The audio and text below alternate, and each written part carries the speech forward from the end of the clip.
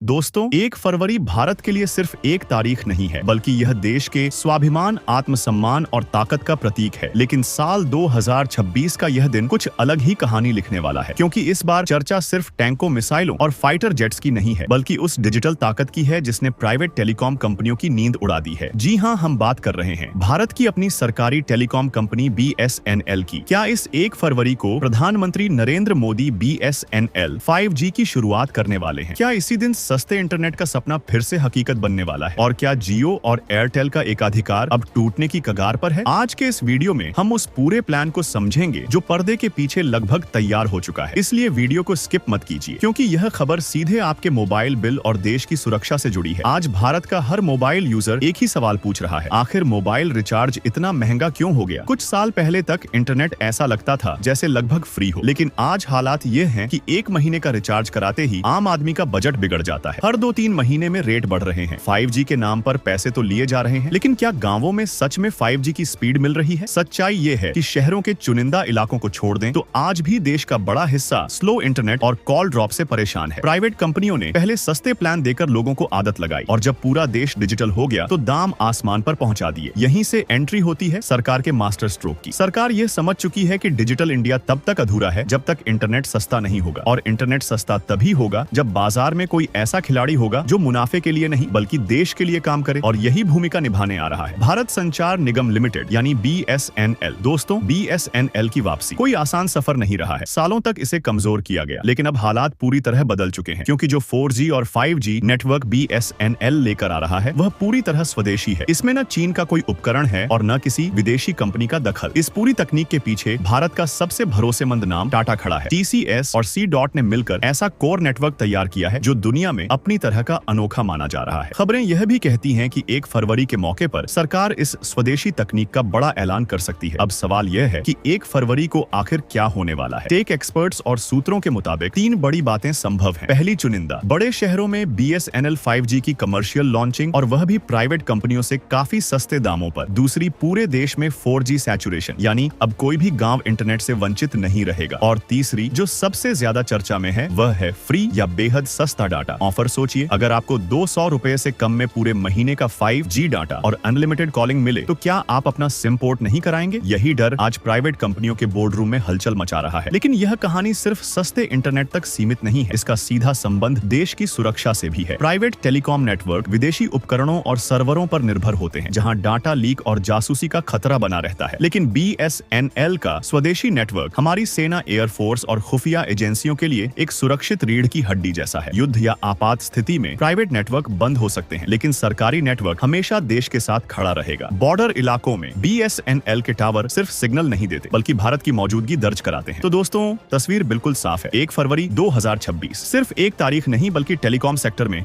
एक नए युग की शुरुआत हो सकती है। जियो और एयरटेल ने देश को डिजिटल बनाया, इसमें कोई शक नहीं। लेकिन अब वक्त है डिजिटल डेमोक्रेसी का, जहां इंटरनेट पर हक सिर्फ अमीर का नहीं बल्कि हर भारतीय का हो। अगर BSNL अपनी सर्विस और स्पीड को सही रख पाया तो आने वाले समय में रिचार्ज सस्ते होंगे, और सबसे बड़ा फायदा हम जैसे आम लोगों को मिलेगा। अब आपकी बारी है, आप क्या सोचते हैं? क्या आप BSNL पर भरोसा करके अपना सिम पोर्ट कराएंगे? अपनी राय कमेंट में जरूर लिखिए। अगर आपको यह जानकारी पसंद आई हो तो वीडियो को लाइक करें, शेयर करें, और ऐसे ही डिफेंस और टेक्नोलॉजी से जुड़े दमदार वीडियो के लिए चैनल को सब्सक्राइब करना न भूलें। भारत माता की जय, वंदे मातरम।